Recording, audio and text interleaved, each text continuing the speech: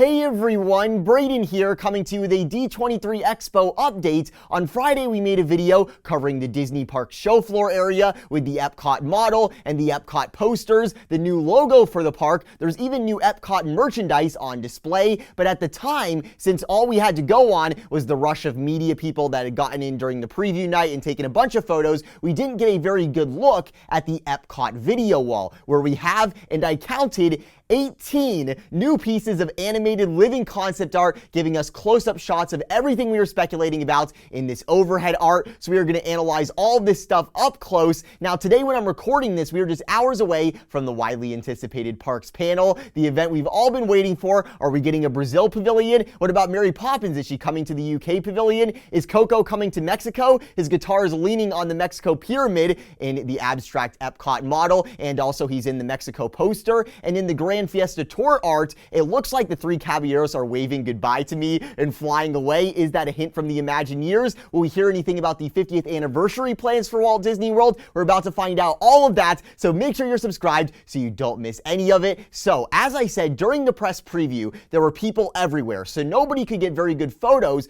of that Epcot video wall on the Expo show floor. But yesterday, the Diz got this awesome footage with no people in the way, where we can see in all of its glory the Epcot transformation video. The video starts off with looks at previous Epcot art from the early days of the park, sort of setting the tone for where the park is going, what the park's about. Then we get the famous "always in a state of becoming" line from Walt himself. I thought that was a great nod. And then you get the reveal of the new overhead art and the new logo with fireworks going off in the background. Just absolutely beautifully animated work. Now, we've already analyzed the art from this overhead angle. Make sure to check out that video if you haven't already. But now we get to look at much more close-up detailed looks at everything we were speculating about, starting with the entrance area, where here you can see an animated version of the Epcot entrance art we've had this year with the monorails going by. Remember my predictions video a few days ago where I said we might finally get some eye-level looks at this new entrance experience? Well, I'm so glad to say that prediction turned out to be true. It turned out to be the case. Just look at the original Epcot spires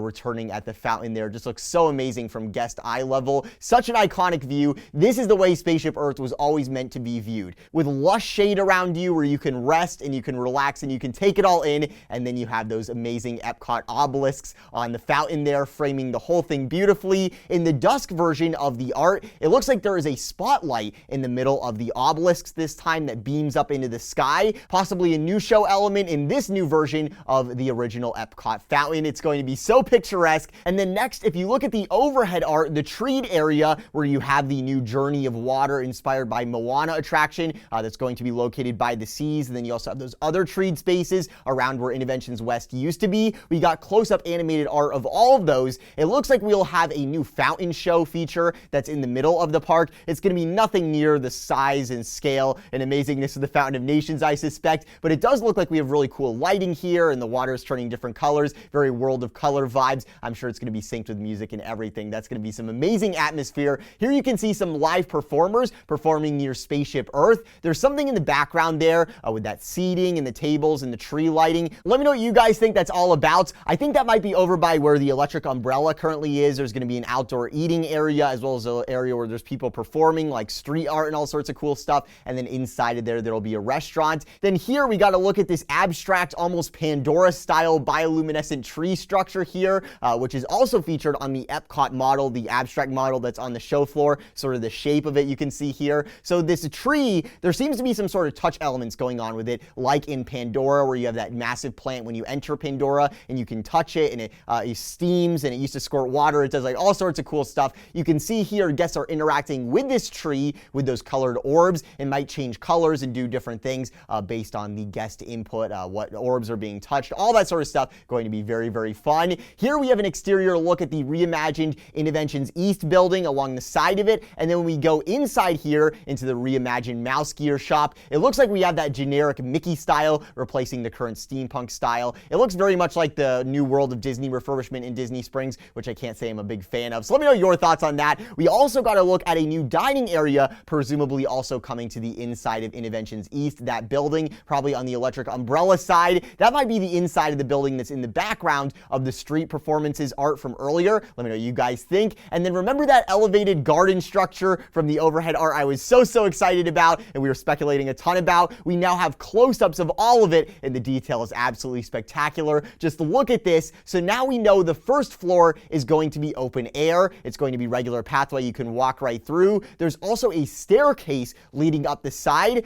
to the second floor. And then here is something very weird. This is the weirdest piece of concept art we got. It looks like inside the second floor of the elevated garden structure, there's going to be an Epcot News studio. And online, I declared a former declaration of dibs on this studio when it inevitably becomes abandoned. I mean, it's Epcot after all, you know, stuff disappears all the time. If this becomes abandoned and Disney's not using it, hey, I think that would be the perfect spot for our new Mickey Mouse Magic Studio in Orlando. I mean, you cannot beat that view with Spaceship Earth off in the distance. Seriously though, as to what this actually is, my actual educated guess, I think Disney wants a news set to host coverage of their festivals at, as part of sponsorship agreements where they can shout out companies that help make these festivals possible, and they can also generate buzz and attendance for the park via this method. Not to mention the potential uses for the folks over at the official Disney Parks YouTube channel and the Disney Parks blog who do all that official video news coverage. I think they will be using it as well. Back on the topic, we got this overhead look at the elevated garden and the pathways below, including the new Fountain of Nations style fountain down there. In this art, you can see the purple pathway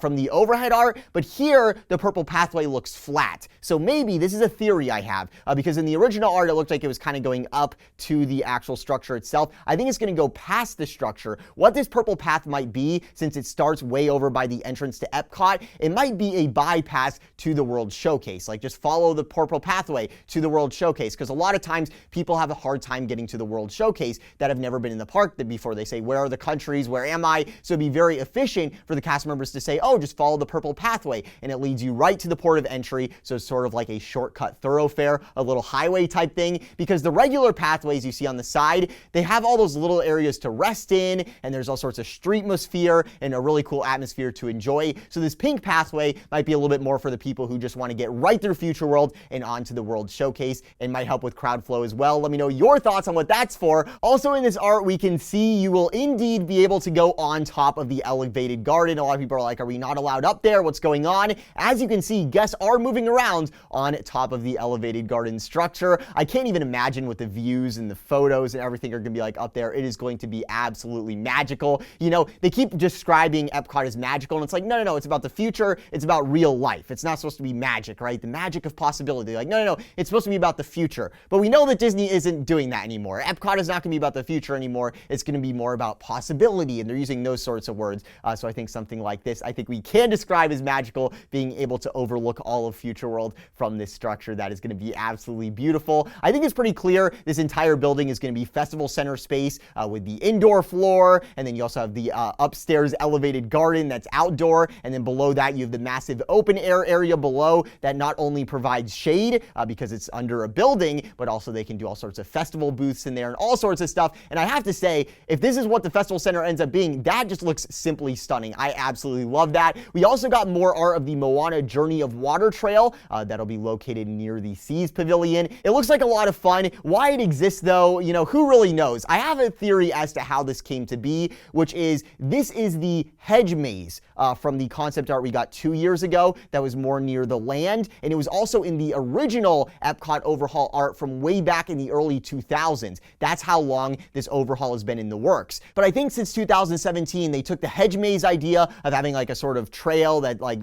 twists and turns that you can explore, and then they combined that with the nature aspect that they want to go with this side of the park, this new neighborhood that we're probably going to get the name for today. And then also, I think they wanted to combine it with water features that they were already planning for the area, and then they added in Moana because it was just a natural fit, and it all came together. I think that's how it came to be. Let me know what you guys think. Now, this is a really cool piece of concept art. Guest eye level, a new angle of the reimagined Universe of Energy ride building with the Nova Corp ship up front. Notice all this art. We're getting very intentionally obscured angles where that giant Guardians building off to the right side is not visible, off to the right side of the Universe of Energy, or as you're entering the parks on the left side. Seriously though, this is really cool to see. This new entrance area looks awesome. Looking inside the the queue inside the Universe of Energy building. We've got almost Space Mountain queue vibes here with that projection ceiling. You can see a Nova Corps ship that's jumping across the galaxy up there, stylized like it is in the MCU films. We also got a new animated version of the Play Pavilion art. We also got new space restaurant art. I cannot believe we are going to be able to experience this new restaurant before the end of the year, as I'm so excited for that. That is going to be so awesome. And then to finish off the Epcot transformation film, we got all the Pavilion logos flashing on the screen before the final globe icon then turns into the original Epcot symbol coming back to represent the whole park. By the way, we think we know what the new Pavilion logos stand for now. Of course, we'll know officially by the end of the parks panel today, but prior to then,